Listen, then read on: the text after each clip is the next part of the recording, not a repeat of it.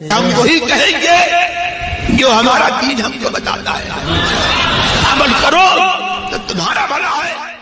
अस्सलामु अलैकुम व रहमतुल्लाहि व बरकातुहू।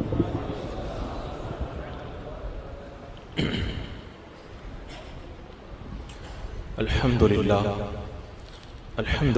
रब्बिल आलमीन वस्सलातु वस्सलामु अला मन कान नबिय्यन व आदम बैनल माइ वत्तीन। अम्मा बअद फ़अऊज़ु बिल्लाहि मिनश शैतानिर रजीम। बिस्मिल्लाहिर रहमानिर रहीम। इन्नल्लाह ला युग़य्यिरु मा बिक़ौमिन हत्ता युग़य्यिरु मा बिअन्फुसिहिम। सदक़ल्लाहु मौलाना अज़ीम व सदक़ रसूलुहुन नबियुल अमीनुल करीम व नहनु अला ज़ालिका लमिनश शाहिदीन व शाकिरीन वल्हम्दुलिल्लाहि रब्बिल आलमीन। हुसूल बरकत के लिए इंतहाई अक़ीदत व मोहब्बत के साथ हुज़ूर अकरम सैयद आलम जनाब मुहम्मदुर रसूलुल्लाह सल्लल्लाहु ताला अलैहि वसल्लम की मुक़द्दस बारगाह में दुरूद व सलाम का हदिया पेश कर लें। अल्लाहुम्मा सल्लि अला सय्यदिना व शफ़ीना व हबीबिना व मौलाना मुहम्मद व बारिक व सल्लिम सलातन व सलामन अलैका या रसूलल्लाह सल्लल्लाहु ताला अलैहि वसल्लम। मुझे जो उन्वान दिया गया है एकदम करंट उन्वान दिया गया है। कल 31st नाइट है और आज मुझे इस्लाह मुआशरा के नाम से उन्वान दिया गया। कल है, कल अभी 2 घंटे बाद नहीं है, कल। तो कल जो ये मुआशरा की कल जो दुर्गत बनने वाली है उसकी इस्लाह के लिए मुझे 11 मिनट के लिए आपके सामने पेश किया गया है। हजरात मुकर्रम, ये जो इनकलाब आता है वो इनकलाब सिर्फ एक तकरीर या किसी एक प्रोग्राम या किसी एक कॉन्फ्रेंस से नहीं आता है। इनकलाब कैसे आता है अल्लाह तबारक व तआला ने इस आयत करीमा में बयान फरमाया जो अभी मैंने आपके सामने तिलावत की। आयत करीमा का मफहूम यह है कि अल्लाह तबारक व तआला किसी कौम से अपनी नेमत को उस वक्त तक नहीं बदलता जब तक कि कौम खुद अपनी हालत को न बदले। तो इस आयत करीमा से ये पता चला कि इनकलाब जो आता है अंदर से आता है, बाहर से नहीं आता है। पहले हमारे अंदर इनकलाब पैदा होगा तब बाहर से इनकलाब आएगा। और अगर आप किसी कौम के अंदर जवानी और जवानों के हवाले से आप अगर सर्वे करेंगे तो आप इस बात का फैसला करने पर कादिर हो जाएंगे कि ये कौम आगे चल करके तरक्की करेगी या तनस्सुली करेगी। क्योंकि मुफक्किरीन ने कहा है अगर किसी कौम को जांचना हो तो उस कौम के जवानों को देखो। अगर कौम के जवान अच्छे कामों के अंदर लगे हुए हैं ये इस बात की निशानी है कि ये कौम आगे चल करके तरक्की करेगी। और अगर किसी कौम के नौजवान फिजूल कामों में फंसे हुए हैं तो ये इस बात की अलामत है कि ये कौम आगे चल करके तबाही और बर्बादी का शिकार हो जाएगी। हजरात मुकर्रम, हुजूर सैयदी सरकार मुफ्ती आज़म हिंद रज़ी अल्लाह तआला अन्हु के पीर व मुर्शिद शाह अबुल हुसैन नूरी रहमतुल्लाह ताला अलैह इरशाद फरमाते हैं कि बंदा जब बालिग होता है और जब वो मुकल्लफ होता है तो उसके साथ में एक शैतानी ताकत लग जाती है और उसका काम ये होता है कि वो जवान को खींच करके गुनाहों की तरफ लेकर के जाए। और एक फरिश्ता होता है जो उसे नेकी की तरफ खींच करके लेके जाता है। अब ये बंदे की मर्जी है कि वो शैतान के नक्शे कदम पे चले या अल्लाह की तरफ से मुकर्रर किए गए उस मुकद्दस फरिश्ते के कौल के ऊपर अमल करके अपनी जिंदगी को वो कामयाब और कामरान बनाए। फरमाते हैं कि शैतान कहता है बुरा काम कर और वो फरिश्ता कहता है अच्छा काम कर। अगर बंदा अच्छा काम कर लेता है तो फरिश्ते को खुशी होती है और शैतान को बड़ी शर्मिंदगी होती है। और अगर वो बुरा काम कर लेता है तो शैतान को खुशी होती है और फरिश्ते को उस शैतान के सामने जो है वो शर्मिंदगी का एहसास होता है। तो अजीज़ान मुकर्रम, आज हमें इस महफिल के अंदर इस बात का जायजा लेना है कि आने वाली कल की रात यानी 31st नाइट के मौका पर हमें किस तरह इस रात को एक्सेप्ट करना है और किस तरह इस रात को गुजारना है। अगर आपने पूरा साल इबादत और रियाजत में गुजारा है तो आने वाली रात को अल्लाह का शुक्र अदा करते हुए गुजारना है कि अल्लाह तूने हमें इबादत की तौफीक अता फरमाई।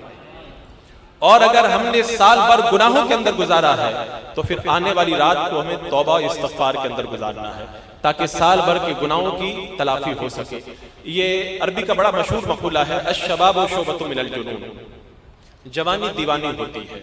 बंदा जब जवानी की दहलीज पे कदम रखता है तो उसे इस बात की तमीज नहीं रहती है कि मैं क्या कर रहा हूं और क्या नहीं कर रहा हूं। लिहाजा ऐसे मौका पर बड़े और दाना लोगों का यह फर्ज बनता है कि उस नौजवान की सही तौर पर वो रहनुमाई करें। और यहां पर एक जरूरी बात जो मैं आपके गोशगुजार करना चाहता हूं, आज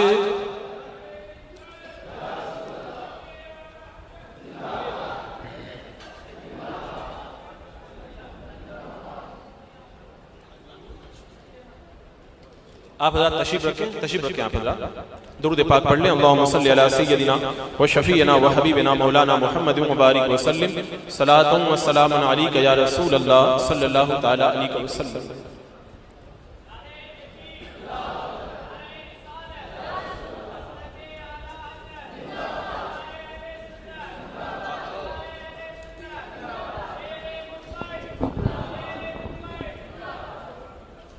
तशरीफ रखें आप हज़रात, तशरीफ रखें। अल्लाहुम्मा सल्ली अला सय्यदिना व शफीना व हबीबिना व मौलाना मुहम्मद व बारिक व सल्लिम सलातुन व सलामुन अलैका या रसूल अल्लाह सल्लल्लाहु तआला अलैहि वसल्लम। अजीज़ान मुकर्रम व हाज़िरीन इजलास, मैं आपसे एक सवाल ये करना चाहता हूँ कि ये 31st नाइट आखिर क्यों जारी की गई है? आज से चंद साल पहले, चंद दहाइयों कबल इसका कोई वजूद नहीं था।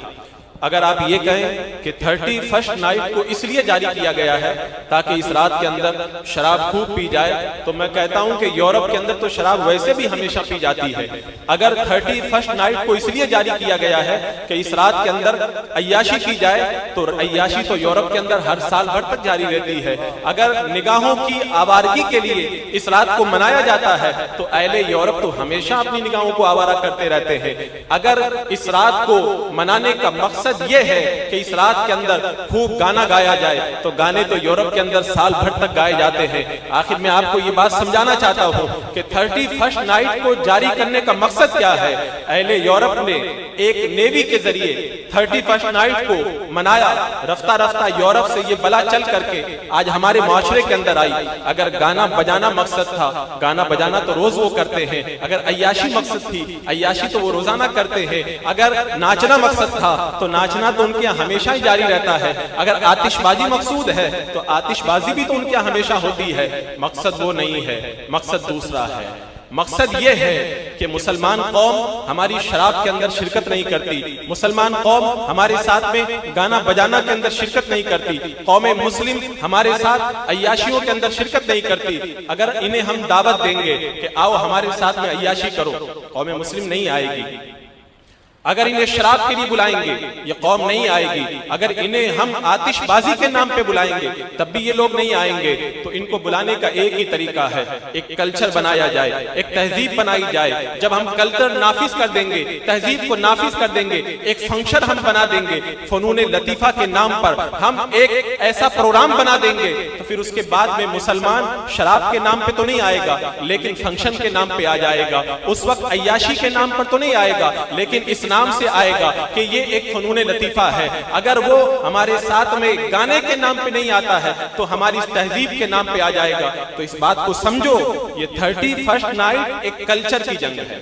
एक तरफ मगरिब का कल्चर, दूसरी तरफ इस्लामी कल्चर। ये जो रातें आती हैं ये डायरेक्ट इस्लामी कल्चर को जो है अटैक करने के लिए आती है। और आपको ये बात अच्छी तरह याद होगी, जो शरीफ घराना कभी बेपर्दगी को गवारा नहीं करता, अगर कल्चर का नाम दे दिया जाए तो फिर वो इसको एक्सेप्ट कर लेते हैं। जैसे मिसाल के तौर पर गांव में रहने वाला एक खानदान शरीफ खानदान है, उनकी बच्ची बेपर्दा बाहर नहीं निकलती, लड़कों के साथ नहीं घूमती। वो शहर के अंदर आए, एक ऐसी सोसाइटी के अंदर आ गए जहां पर लड़कों के साथ में घूमा जाता है और अय्याशी की जाती है, बेपर्दगी के साथ में निकला जाता है। 2 महीना, 4 महीना और 1 महीने के बाद में वही गाँव की लड़की यहाँ पर रह करके इस कल्चर के अंदर ढल जाती है, फिर वो नौजवान लड़के के साथ भी निकलती है, गाना भी सुनने जाती है, अय्याशियों के अड्डे पे भी जाती है। अगर उसके बाप से कहा जाए अपने बच्ची को रोकते क्यों नहीं, वो कहते क्या करूं, यहाँ का कल्चर ही ऐसा है। आप इस बात को समझो, ये कल्चर के नाम पर जब कोई बुराई किसी के अंदर दाखिल की जाती है तो फिर बंदा उस बुराई को बुराई नहीं समझता, उस बेहयाई को बेहयाई नहीं समझता, और एक बात कह करके पल्ला झाड़ लेता है, मैं क्या करूं। यहाँ की तहजीब ही यही है, यहाँ का कल्चर ही यही है। और इसीलिए अल्लाह तबारक व तआला ने कुरान पाक के अंदर हमें जो दुआ तालीम फरमाई वो दुआ यही है, इहदिनस सिरातल मुस्तकीम, ऐ अल्लाह हमें सीधे रास्ते पे चला, सिरातल लज़ीना अनअमता अलैहिम, उन लोगों का रास्ता जिन पर तूने इनाम किया, गैरिल मग़दूबि अलैहिम वलद्दाल्लीन, उन लोगों के रास्ते पे मत चला। उलमा फरमाते हैं यहाँ पे मग़दूब और दाल्लीन से मुराद यहूदी और नसरानी है। दिन में 5 मरतबा हम अल्लाह की बारगाह के अंदर हाजिर होकर के जब नमाज पढ़ते हैं और नमाज के अंदर अल्लाह की बारगाह में दुआ करते हैं, ऐ अल्लाह हमें यहूद और नसारा के तरीके में मत चला। और 31st नाइट का कल्चर हमारी जिंदगियों के अंदर इस तरह दाखिल हो गया कि हम फिर उस बुराई को बुराई नहीं समझते और उसके साथ में दाखिल होने को अपने लिए फख्र महसूस करते हैं। अजीजान मुकर्रम, ये बड़ा बारीक नुक्ता है। ये जितने भी फंक्शन बनाए गए हैं उन्होंने अपने लिए नहीं बनाए हैं, वो तो हर साल अय्याशी करते हैं, हर दिन अय्याशी करते हैं। ये हमारे लिए बनाए गए हैं ताकि कौम मुस्लिम हमारे साथ में आकर के शरीक हो। आज जब अपने नौजवानों को हम रोकते हैं कि तुम क्यों जाते हो, वो कहते हैं सिर्फ खेल कूद के लिए जाते हैं। मैं आपको बताऊं, खेल कूद का तस्वुर इस्लाम के अंदर है कि नहीं है। ईद का दिन है, काजी शुरे एक रास्ते से गुजर रहे हैं, नौजवान लड़के खेल रहे थे। काजी शुरे ने पूछा क्या कर रहे हो, कहा हम लोग टाइम पास कर रहे हैं। कहा क्यों, कहा ईद का दिन था, हमने सोचा कि टाइम पास कर लिया जाए। काजी शुरे रहमतुल्लाह ताला अलैह ने बड़ी प्यारी बात फरमाई, बोले टाइम पास करने का जो तरीका तुम बता रहे हो वो तरीका अल्लाह उसके रसूल ने नहीं बताया। नौजवानों ने कहा हुजूर फिर वो कौन सा तरीका है। अल्लाह तबारक व तआला ने इरशाद फरमाया, फइदा फरग़ता, जब तुम फारिग हो जाओ, जब तुम फुर्सत में हो जाओ तो फिर तुम टाइम गुजारना चाहो। टाइम गुजारने का तरीका यह है, फन सब अल्लाह की इबादत और दुआ के अंदर कोशिश किया करो। तो टाइम गुजारने का जो तरीका, टाइम को पास करने का जो तरीका हमें अल्लाह ने अता फरमाया है, हमें उस तरीके से टाइम गुजारना चाहिए। और अगर कोई ऐसे फंक्शन के अंदर दाखिल होता है तो मेरे आका सल्लल्लाहु अलैहि वसल्लम ने इरशाद फरमा दिया, अलामतु इरादिल्लाहि ताला अनिल अब्द इश्तिगालुहु बिमा ला यानी बंदे का फिजूल कामों के अंदर मुब्तला हो जाना ये इस बात की दलील है कि अल्लाह तबारक व तआला इस बंदे से नाराज है। यानी अगर हम ऐसे फंक्शन में जाते हैं, गोया कि हम अपने माथे पर ये बोर्ड लगाते हैं कि अल्लाह ताला मुझसे नाराज है, क्योंकि बंदा अगर अल्लाह की रजा में ढलता है तो मेरे आका सल्लल्लाहु अलैहि वसल्लम ने इरशाद फरमाया, इज़ा अरादल्लाहु बिअब्दिन खैरा इस्तामलहु, जब अल्लाह ताला किसी बंदे के साथ में भलाई का इरादा फरमाता है उसको काम पे लगा देता है। सहाबा ने पूछा, या रसूल अल्लाह कैसे काम पर? मेरे आका ने फरमाया, अल्लाह ताला उसे नेक काम की तौफीक अता फरमा देता है। तो आज की इस महफिल के अंदर आपको ये फैसला करके उठना है कि हमारी जिंदगी अल्लाह की नाराजगी में बसर होती है या अल्लाह की रजा के अंदर। तो मेरे आका ने फरमा दिया, अगर फिजूल काम में हो समझ जाओ अल्लाह की नाराजगी के अंदर तुम मुब्तला हो, और अगर नेक काम के अंदर हो समझ जाओ अल्लाह की रजा के अंदर तुम जिंदगी को बसर कर रहे हो। तो अजीजान मुकर्रम, कल की आने वाली 31st नाइट, यहाँ पे एक बात मैं ये भी आपको बता दूं कि ये सालगिरह जो मनाई जाती है ये सालगिरह नहीं है, ये तो हमारे लिए गम का मौसम होना चाहिए। हमारी जिंदगी से 1 साल कम हो गया, हमारी जिंदगी से 1 साल कम हो गया। हाँ, खुशी वो मनाए जिन्होंने इबादत की है, रियाजत की है, वरना हमें तो सालगिरह की चीज की मनानी चाहिए, हमें तो नमाज की सालगिरह मनानी चाहिए मफहूम के एतबार से कि शबे मेराज के अंदर नमाज फर्ज हुई, शबे मेराज में हम कसरत से नमाजें पढ़े। अल्लाह के रसूल अलैहिस्सलातु वस्सलाम शबे विलादत के अंदर, शबे ईद मिलाद के अंदर विलादत हुई आपकी, उस दिन के अंदर हम खुशी मनाए। इस एतबार से तो अगर हम सालगिरह मनाए तब तो अच्छी बात है, लेकिन अगर हम अपनी जिंदगी का 1 साल कम होने पर हम खुशी का इजहार करें तो इसका मतलब यह है कि हम बड़ी नादानी का सबूत पेश कर रहे हैं। अजीजान मुकर्रम, वक्त चूंकि कम है, बस मैं इस्लाह मुआशरा के हवाले से ये बात आपके गोश गुजार करके मुंतकिल हो जाता हूं कि इस रात के अंदर शराब, गाना, जो कुछ भी होता है इनमें से कोई भी चीज रब की रजा की तरफ नहीं ले जाने वाली है, बल्कि रब की नाराजगी की तरफ ले जाने वाली है। हजरत उमर इब्न अब्दुल अजीज रदी अल्लाह ताला अन्हु नमाज फज्र के लिए तशरीफ ले जा रहे हैं। एक शख्स आके अर्ज करता, हुजूर एक बंदे की जान निकलने के करीब है, जान निकलती नहीं, आप आकर के उसको कलमा की तलकीन कर दें। जब आप तशरीफ ले गए, उसे कलमा पढ़ने के लिए कहा, उसने इनकार कर दिया और इसी हालत के अंदर जब मर गया, हजरत उमर इब्न अब्दुल अजीज ने अहले खाना से पूछा ये कौन सा गुनाह करता था? बताया ये शराब पिया करता था। का इसी नऊसत की वजह से मरते वक्त इसको कलमा नसीब नहीं हुआ है। और गाने के बारे में मेरे आका सल्लल्लाहु ताला अलैहि वसल्लम की वह हदीस पाक मौजूद है कि बंदा गाना गाता है, उसकी आवाज अल्लाह की बारगाह के अंदर मलऊन है। और हजरत नाफे फरमाते हैं, अब्दुल्लाह इब्न उमर रदी अल्लाह ताला अन्हु के साथ में मैं रास्ते से गुजर रहा था, गाने की आवाज आई, कान के अंदर उंगली रख दी, काफी दूर जाकर पूछते हैं वो आवाज बंद हो गई। कहाँ हुजूर बंद हो गई? उसके बाद में फरमाया तुम्हें मालूम है मैंने अपने कान के अंदर उंगली क्यों डाली थी? कहा एक बार मैं अल्लाह के रसूल अलैहि सलाम के साथ में जा रहा था, आपके कान के अंदर भी बांसुरी की आवाज आई थी, आपने भी कानों के अंदर उंगलियां डाल दी थी, मैंने अल्लाह के रसूल अलैहि सलाम की सुन्नत पे अमल किया है। तो अल्लाह के रसूल अलैहि सलाम और सहाबा का तरीका ये और हमारा तरीका वो, जो कल आने वाली रात के अंदर मुआशरे का सत्यानाश होने वाला है। अजीजान मुकर्रम, अपने आप को बदलो। जब इनकलाब जो भी आता है जवानों से आता है।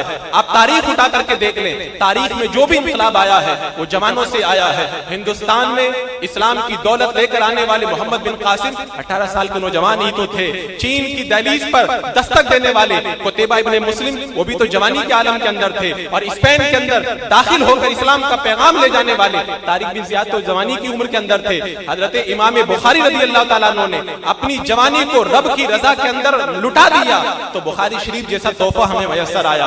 अगर हमारे मुहद्दिसीन, मुफक्किरीन और मुहद्दिसीन अगर अपनी जवानियों की कदर ना करते तो ना हमें बुखारी मिलती, ना मुस्लिम मिलती, ना हमें तफसीर की किताबें मिलती। आज जितना भी मुसलमानों का सरमाया है, ये सारा सरमाया हमारे असलाफ की जवानियों की जो है देन है। अगर उन्होंने ये कुर्बानियां जवानी की न दी होती तो आज हमें ये दौलत मयस्सर नहीं आती। अजीजान मुकर्रम, अपनी जवानियों की कदर करो, अभी तुम्हें बहुत काम करना है। आने वाला वक्त बड़ा खतरनाक है, खास तौर से अहले सुन्नत व जमात और मसलके आला हजरत के मानने वालों के लिए बड़ी सख्त प्लानिंग चल रही है। और इन्हें मालूम है अगर तदय्युन इस दौर के अंदर किसी के अंदर पाया जाता है तो बरेलवी कहलाने वाले मुसलमानों के अंदर पाया जाता है। तो ये जितने फंक्शन हैं ये सिर्फ बरेलवी कहलाने वाले सुन्नी सहीउल अकीदा मसलके आला हजरत के हामिल मुसलमानों को इन फिजूल चीजों के अंदर फंसाने के लिए रखे गए हैं। अल्लाह तबारक व तआला हमें अपने वक्त की कद्र करने की तौफीक अता फरमाए और हर तरह की ऐसी खुराफात से बचाए और हम ये अपनी जिम्मेदारी निभाएं, खुद भी बचें और हमारा जो भाई जा रहा है उसका हाथ पकड़े और उसे बताएं कि अल्लाह ने इसलिए नहीं पैदा किया है, तेरी पैदाइश का मकसद कुछ और है। अल्लाह रब्बे कदीर हमें मकसद तख्लीक को समझने की तौफीक अता फरमाए। वमा अलैना इल्लल बलाग। अस्सलामु अलैकुम।